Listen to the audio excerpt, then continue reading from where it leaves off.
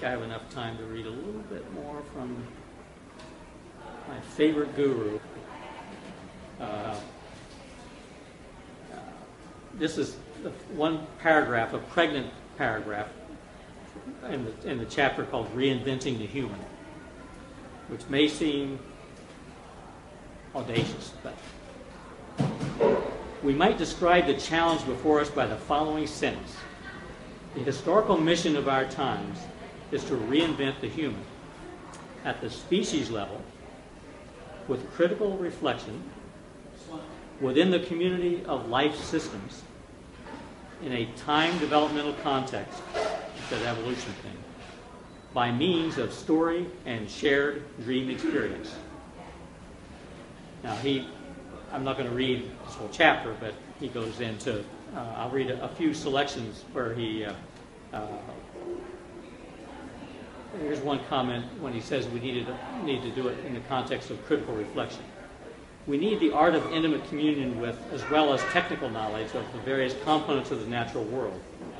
We insist on the need for critical reflection as we enter the ecological age in order to avoid a romantic attraction to the natural world that would not meet the urgencies of what we are about. The natural world is violent and dangerous, as well as serene and benign. Our intimacies with the natural world must not conceal the fact that we are engaged in a constant struggle with natural forces. Life has its bitter and burdensome aspects at all levels. Yet its total effect is to strengthen the inner substance of the living world and provide the never-ending excitement of a grand adventure.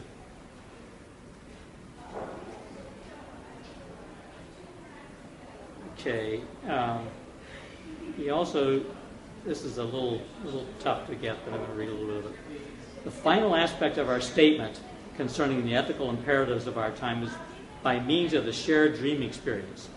And what's this about? The creative process, whether in the human or the cosmological order, is too mysterious for easy explanation. Yet we all have experience of creative activity.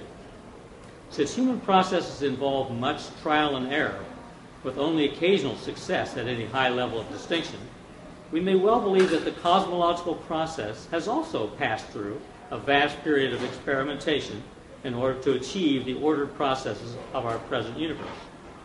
In both instances, something is perceived in a dim and uncertain manner, something radiant with meaning that draws us on to further applications of our understanding and of our activity. This process can be described in many ways, as a groping or a feeling or imaginative process.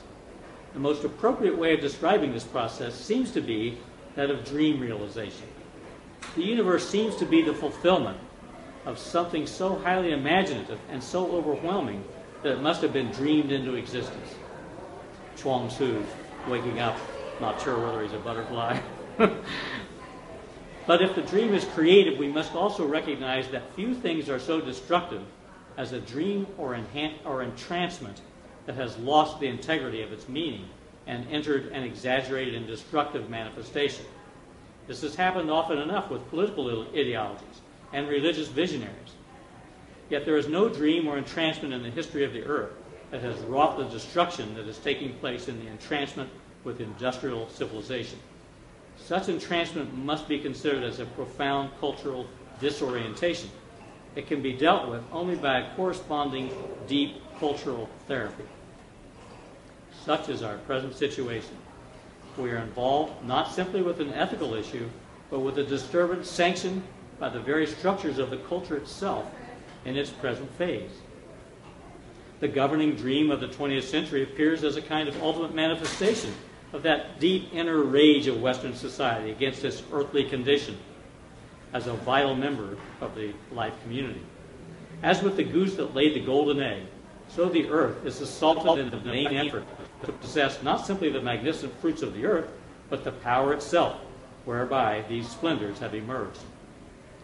At such a moment, a new revelatory experience, a phrase that Thomas Berry loves, is needed, an experience wherein human consciousness awakens to the grandeur and sacred quality of the earth process. This awakening is our human participation in the dream of the earth. He also wrote a book called The Dream of the Earth. The awakening is our human participation in the dream of the earth, the dream that is carried in its integrity, not in any of Earth's cultural expressions, but in its depths of our genetic coding. Therein, the earth functions at a depth beyond our capacity for active thought. We can't grasp that depth. We're learning. We can only be sensitized to what is being revealed to us. We probably have not had such participation in the dream of the earth since earlier shamanic times. But therein lies our hope for the future, for ourselves and for the entire earth community.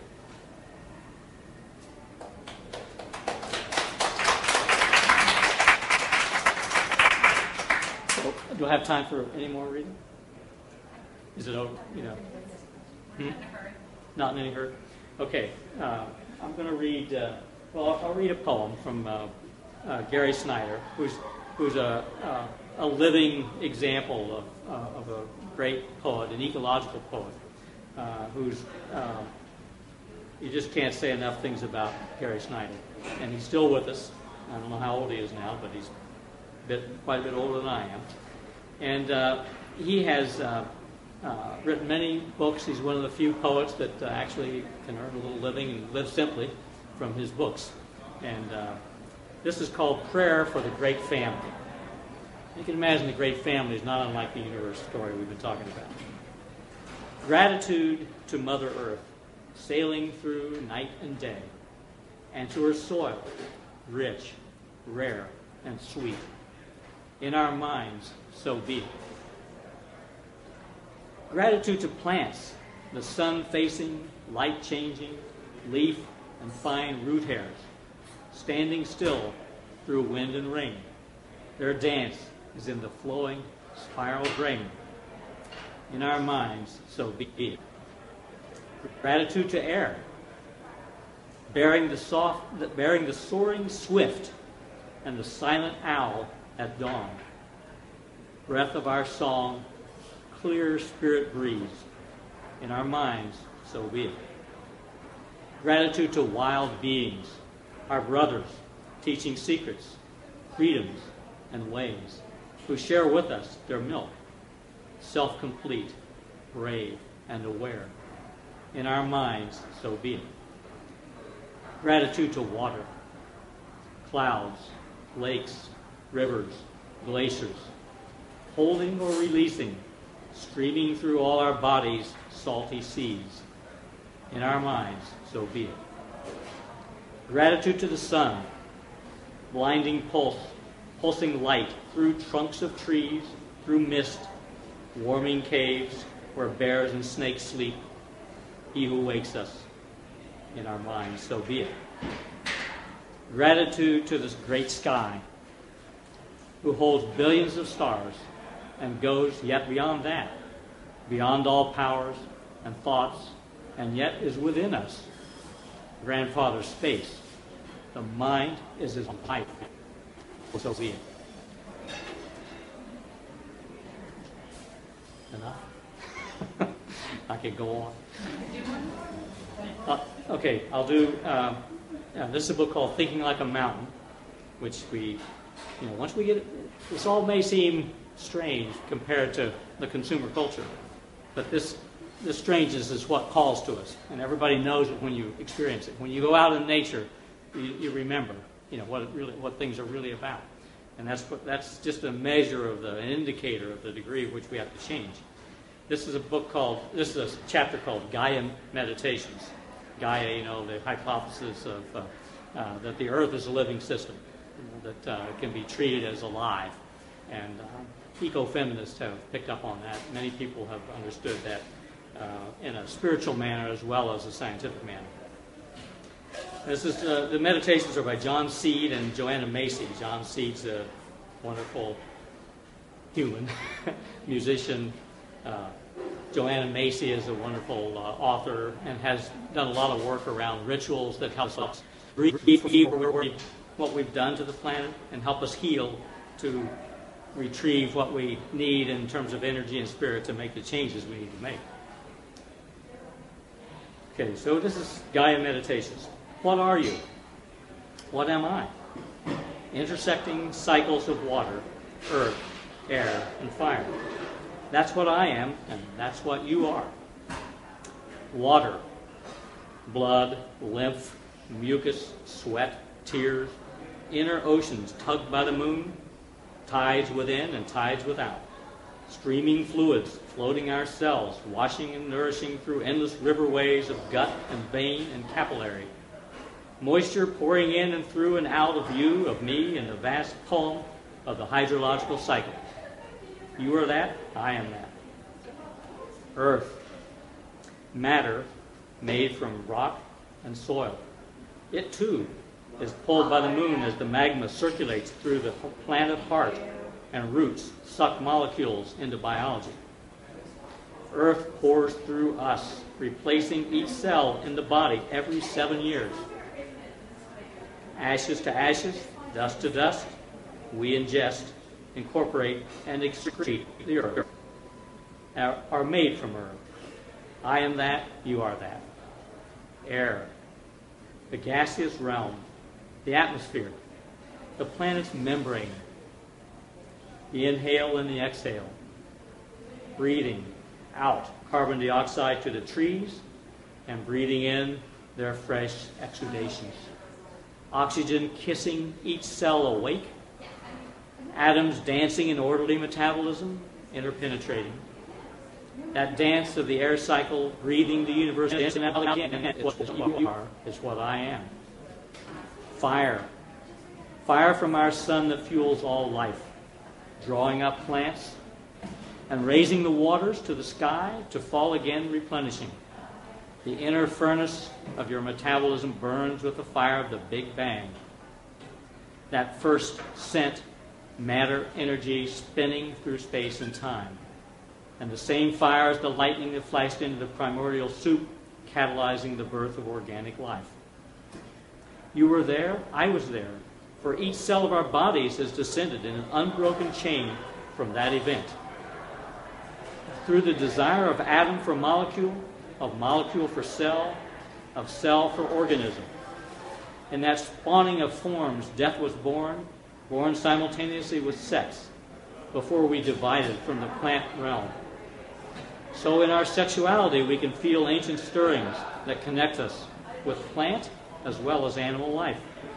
We come from them in an unbroken chain, through fish learning to walk the land, feeling scales turning to wings, through the migrations to the ages of ice. We have been but recently in human form. If Earth's whole story were compressed into 24 hours, beginning at midnight, organic life would begin only at 5 p.m. Mammals emerge at 11:30, and from amongst them at only seconds to midnight, our species. In our long planetary journey, we have taken far more ancient forms than these we now wear. Some of these forms we remember in our mother's womb, where vestigial tails and gills grow fins for hands. Countless times in that journey, we died to old forms, let go of old ways, allowing new ones to emerge. But nothing is ever lost. Though forms pass, all returns. Each worn-out cell consumed, recycled, through mosses, leeches, birds of prey. Think to your next death. Will your flesh and bones and bones back into the cycle? Surrender. Love the plump worms you will become. Longer will your being through the fountain of life. Beholding you, I behold as well all the different creatures that compose you, the mitochondria in the cells, the intestinal bacteria, the life teeming on the surface of the skin, the great symbiosis that is you. The incredible coordination and cooperation of countless beings. You are that too, just as your body is part of a much larger symbiosis, living in wider reciprocities. Be conscious of that give and take when you move among trees. Breathe your pure carbon dioxide to a leaf and sense it breathing fresh oxygen back to you. Countless times in that journey we died to old forms, let go of old ways, allowing new ones to emerge. But nothing is ever lost. Though forms pass, all returns. Remember again and again the old cycles of partnership. Draw on them in this time of trouble. By your very nature and the journey you have made, there is in you deep knowledge of belonging. Draw on it now in this time of fear. You have earth-bred wisdom of your inner existence with all it is. Take courage and power in it now, that we may help each other awaken in this time of peril.